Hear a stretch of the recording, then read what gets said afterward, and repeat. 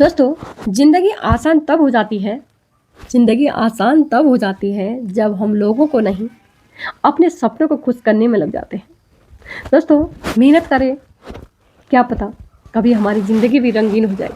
लगे दोस्तों, अब शुरू करते हैं एक बेहद दर्दनाक घटना जिसे सुन के आपकी रूह कांप जाएगी। दोस्तों, शुरू करते हैं, आइए चले। दोस्तों, कक्षा 4 में पढ़ने वाली एक छात्र जो अचानक ही अपने विद्यालय के एक कक्ष के अंदर प्रवेश करती है, कक्षा के अंदर जाती है, उसने अपनी आंखों से देखा कि एक जो मैडम है, टीचर है, और एक जो सर होते हैं, मास्टर जी, दोनों की रोमांस स्थिति में या कहो संबंध बनाते हुए देखा। जैसे ही उस लड़की ने अपने सर यानी कि टीचर को संबंध बनाते हुए देखा, उसके पैरों तले जमीन खिसक गई। उसने देखा कि ये क्या हो रहा है। अपने आप को जैसे कदमों को पीछे करने की कोशिश की। अचानक ही सर जो मास्टर होता है, उसकी नज़र उस लड़की पर पड़ जाती है। उस लड़की को देखते हैं कि, और देखने के बाद इसे अपने पास बुलाते हैं। दोस्तों, जब उस मास्टर ने उस लड़की को जब अपने पास बुलाते हैं, पास बुलाने पर कहते हैं, लड़की तुमने क्या देखा? वो कहती है डरी हुई, सहमी हुई। उस कहती है कुछ नहीं। जब बुलाने के बाद कहते हैं कि जो भी तुमने देखा यहाँ पर, यह बात किसी को नहीं बतानी चाहिए। यदि यह बात किसी को पता चलती है तो तुम्हारा नाम काटकर तुम्हारे हाथ में टीसी दे दी जाएगी। फिर इधर से उधर चक्कर काटती रहना। यह धमकाया गया। इसके बाद कुछ धमकाने की कोशिश की जाती है। वो लड़की इतनी डर जाती है, इतनी सहम जाती है, फिर उसके विद्यालय में आना बंद हो जाता है। फिर वो विद्यालय नहीं जाती है, स्कूल नहीं जा पाती है, और कई दिन बीत जाते हैं। आखिरकार उसकी जो खास दोस्त होती है, सहेली होती है, उसका नाम राधिका होता है। राधिका अपनी सहेली यानी से प्रिया के पास जाती है और प्रिया से कहती है कि तुम इतने दिनों से विद्यालय क्यों नहीं आ रही हो? क्या बात है, क्या परेशानी है? वो कहती है तुम्हारी तबीयत तो ठीक है। तभी उसकी सहेली, लड़की की सहेली को पूरी कहानी बयां कर देती है। कुछ ऐसा हुआ था जिसके बाद वो कहती है कि परेशान होने की जरूरत नहीं है, विद्यालय चलेंगे तो शिकायत करके आएंगे ताकि कुछ आगे बात न हो। अब दोस्तों अब दोनों सहेली में आपस में होती है बातें। वह सहेली स्कूल जरूर जाती है, लेकिन उसी दिन उसकी बहुत दर्दनाक रूप से मौत हो जाती है। ऐसी मौत होती है कि उस मौत की चर्चा अब चारों तरफ होने लगती है। एक पत्रकार ने जब उसकी सहेली से बात पूछी तो सहेली ने कहानी बयां की। हालांकि पुलिस जांच में अभी तक यह बात पता नहीं आई है कि उस छात्र के साथ जो होता है वह कई बहुत भयानक दर्दनाक हादसा होता है। आज इस कहानी के माध्यम से यह समझाने की कोशिश करूंगी दोस्तों कि आखिरकार उसके साथ क्या हुआ। नमस्कार दोस्तों, आप सभी लोगों का हमारे इस कहानी सच्ची घटना में बहुत बहुत स्वागत है। आपको जो सुनाने जा रही हूँ ये सच्ची घटना बिहार की राजधानी पटना का एक थाना लगता है गर्दनी बाग, और गर्दनी बाग में एक इलाका लगता है टोला। क्लास चल रही थी। बच्चों का शोर अक्सर स्कूलों में ज़्यादा ही होता है, और इसी बीच में चीखने और चिल्लाने की आवाज़ें आ रही थी, और चीखने चिल्लाने की आवाज़ें हालांकि उन बच्चों के शोर से कहीं ज़्यादा तेज थी। दोस्तों, आखिरकार वो आवाज़ें कहाँ से आ रही थी कोई समझ नहीं पा रहा था। वो चीखने की आवाज़ें थी। बार बार ये एक ही आवाज़ लगाई जा रही थी कि दोस्तों मुझे बचा लो, मुझे बचा लो, मुझे बचा लो। इसी तरह ये आवाज़ें अचानक ही बाथरूम की तरफ से जा रही थी, आ रही थी। दोस्तों, रसियों ने जब देखा तो उसकी चीखें निकलने लगती है। दरअसल एक बाथरूम है और बाथरूम के अंदर से धुआं निकल रहा था। तभी वो जब धुआं जोर जोर से चीखने लगती है, रसोइया चिल्लाने लगती है, वह स्टाफ तक बात पहुंच जाती है। दोस्तों, स्कूल के बच्चे तक बात आवाज़ पहुंच जाती है। उसके बाद देखते ही देखते यहाँ पर जमघट भीड़ इकट्ठा हो जाती है।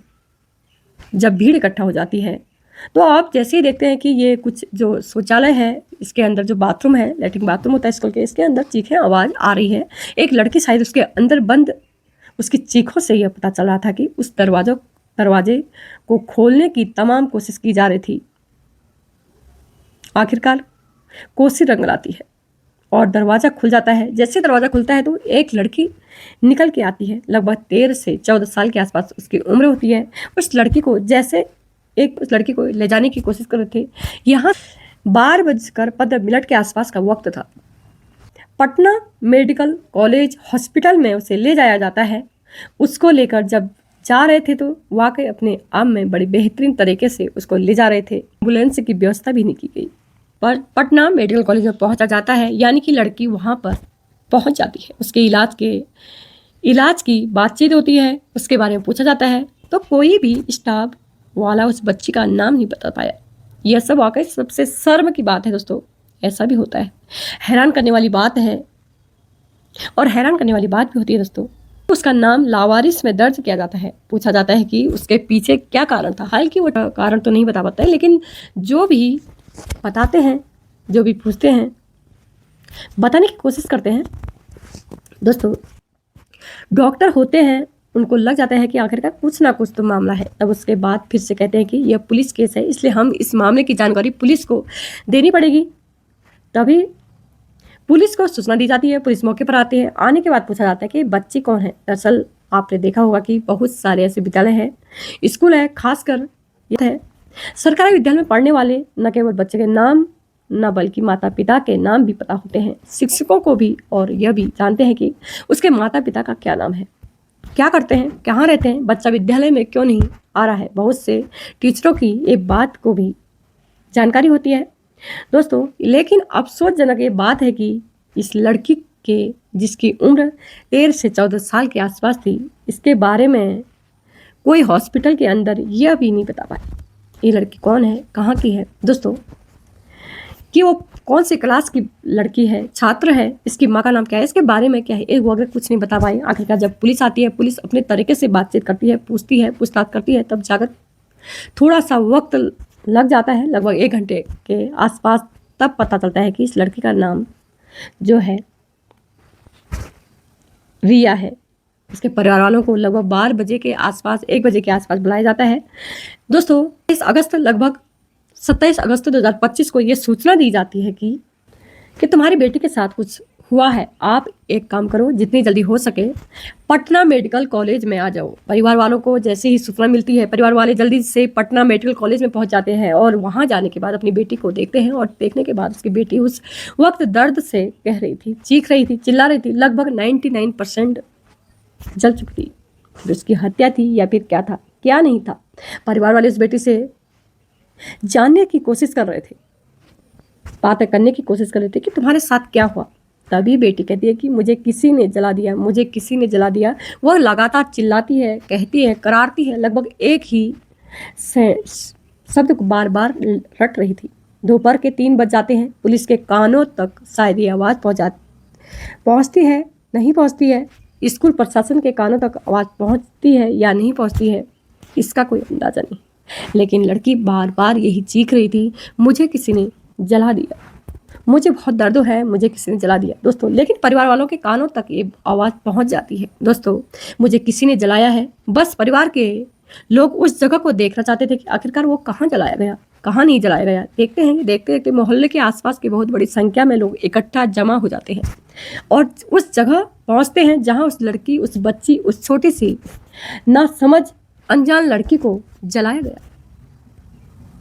जहाँ उस बच्ची को जली हुई मिलती है, आखिरकार पूछा जाता है तो कहीं ना कहीं स्टाफ का ही कोई व्यक्ति कहता है कि यह जो है जिसके अंदर ये लड़की जली थी, दरअसल इस टॉयलेट को तो हमेशा हम बंद करके रखा जाता है बंद करके, आज ये अचानक कैसे खुल जाता है। बस परिवार वालों को यह बात सुनने के बाद गुस्सा भड़क जाता है, 7वें आसमान पहुंच जाता है, क्योंकि उसकी मासूम सी बच्ची जो इस हालत में जली हुई देखी। यही बात सुनने के बाद गुस्सा भड़क जाता है और परिवार वाले इतना गुस्सा करने लगते हैं कि हालांकि पुलिस ने उन्हें समझाने की कोशिश की, कहते हैं, लेकिन समझाने की कोशिश भी करते हैं, लेकिन उसके सामने जो भी पढ़ रहा है, अब चाहे थानेदार हो, चाहे स्कूल के स्टाफ हो, या कोई शिक्षक हो, भले कोई भी हो दोस्तों, या कोई मास्टर हो, जो भी बड़ा उसके पीट रहे थे, कि उसके मार रहे थे। उसके बाद फिर पुलिस वाले ने किसी तरकीब से अपने आप को बचाने की कोशिश की, साथ ही परिवार को समझाने की भी कोशिश की। यहाँ परिवार के कुछ लोग बाहर निकलते हैं। बाहर निकलने के बाद चौराहे के पास पहुँच जाते हैं, वहाँ हंगामा शुरू कर देते हैं और रास्ता जाम कर देते हैं। बस आग जननी जैसे स्थिति पैदा कर देते हैं। हालांकि पुलिस का पूरा स्टाफ वहाँ पहुँच जाते हैं, परिवार वालों को किसी तरीके से समझाने की कोशिश करते हैं। हालांकि आपको बिल्कुल परेशान होने की ज़रूरत नहीं है, इस मामले में उच्च स्तरीय जांच होगी, ये उनको भरोसा दिया जाता है।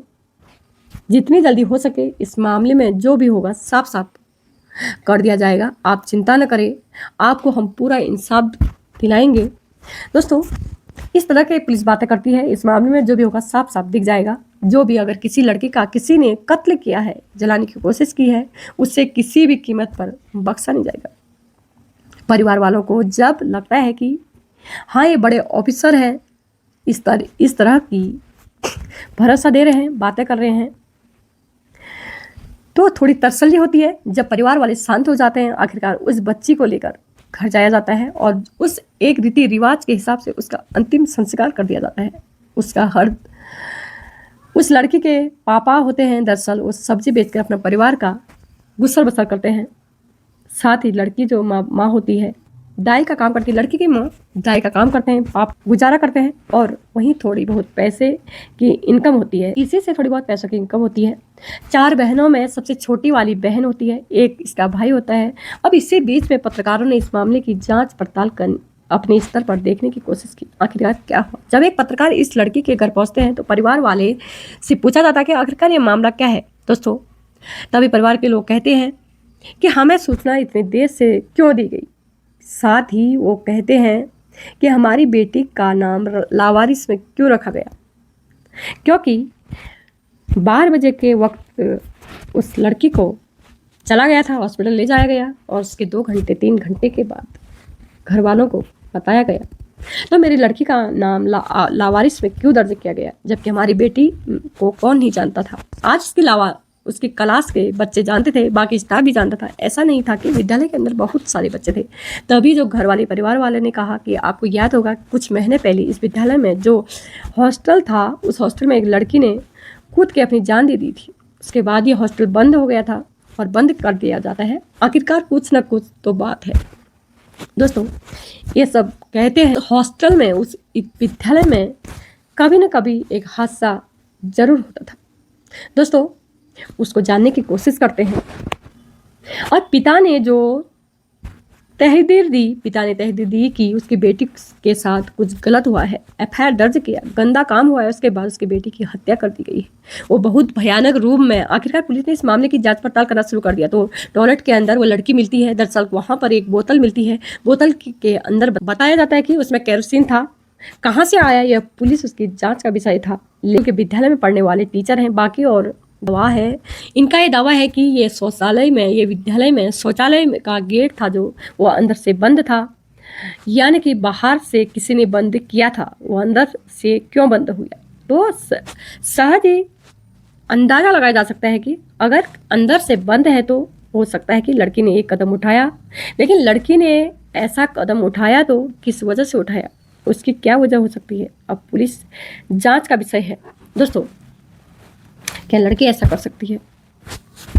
दोस्तों, पुलिस इस मामले की जांच पड़ताल करेगी। हालांकि पुलिस ने 2 एफआईआर दर्ज किए गए हैं। एफआईआर दर्ज उस लड़की के पिता की तरफ से तहरीर के आधार पर पुलिस इस मामले की जांच कर रही है, जांच पड़ताल में लगी हुई है। साथ ही दूसरी तरफ दी जा रही है तहरीर की पुलिस की तरफ से कि सरकारी कार्य में बाधा डालना, हंगामा करना, तोड़फोड़ करना और पुलिस वालों के साथ मारपीट करना।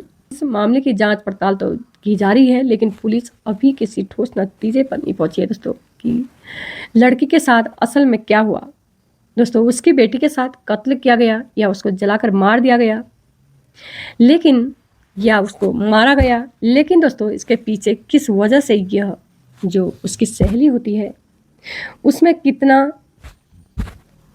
जो उसकी सहेली होती है उसमें कितना सच है, इस जांच का विषय है, कितना नहीं यह भी पुलिस की जांच का विषय तो है। दोस्तों, यह एक लड़की अपने ही विद्यालय के कमरे में जाती है और जब कमरे में जाती है तो वहाँ पर एक मैम, एक सर एक दूसरों के साथ ऐसी स्थिति में जो देखती है, कहोगे सारे संबंध बनाते हुए देखती है स्कूल के मैडम और सर को।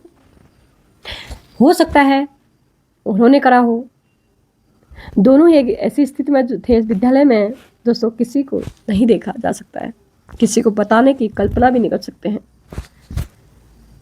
मैं बताने की कोशिश करती हूँ कि सारी संबंध बनाते हुए इस लड़की ने देख दिया दोनों अपने सर और मैडम को। दोस्तों, अब दोस्तों एक कत्ल था या आत्महत्या, उसको डराया धमकाया गया, या दोस्तों उसको केरोसिन ला के मार दिया गया, जला दिया गया। दोस्तों उस बच्ची ने देखा, इसलिए वो लगातार कई दिनों से विद्यालय में भी नहीं आ रही थी, डर रही थी, सहमी हुई थी। उसको डराया गया था। स्कूल जब आई अपने दोस्त के, अपनी सहेली के कहने पर, स्कूल में जाके उसके साथ क्या हुआ ये किसी को नहीं पता। लेकिन जिस दिन वो विद्यालय जाती है उसी दिन उसके साथ ये हादसा हो जाता है। अभी फिलहाल इस मामले में पूरे प्रदेश भर लोगों में चर्चा का विषय बना हुआ है। हर कोई इस कहानी के बारे में जानने की कोशिश में जुटा हुआ है। दोस्तों इस पूरी घटना को सुनाने का उद्देश्य किसी को परेशान या किसी को ठेस पहुंचाने की कोशिश नहीं है। दोस्तों ये कहानी घटना सुनाने का उद्देश्य है किसी का दिल दुखाना नहीं है, बल्कि आपको जागरूक करना है, आपको सचेत करना है। दोस्तों क्यों ऐसा भी होता है, लोग अपनी बदनामी के डर से हो सकता है किसी को नुकसान न पहुंचा दे। दोस्तों आजकल कलयुग के समय में क्या हो रहा है, क्या नहीं हो रहा है, हम इसको नहीं सोच सकते हैं। कौन क्या कर सकता है। दोस्तों इस बच्चे का कोई कसूर ही नहीं। आजकल बेकसूर ज़्यादा मारे जा रहे हैं, बेकसूरों की ज़्यादा हत्या हो जा रही है, बेकसूर ही ज़्यादा कसूर माने जा रहे हैं। दोस्तों अपना और अपनों का ध्यान रखें, कभी ऐसी घटना हो, हर घटना से सचेत रहे। आप अपना और अपनों का ध्यान रखें। भगवान आपको लंबी उम्र दे दोस्तों, आप हमेशा खुश रहे। लव यू दोस्तों, मुझे इतना प्यार देने के लिए। आप हमेशा खुश रहे। आप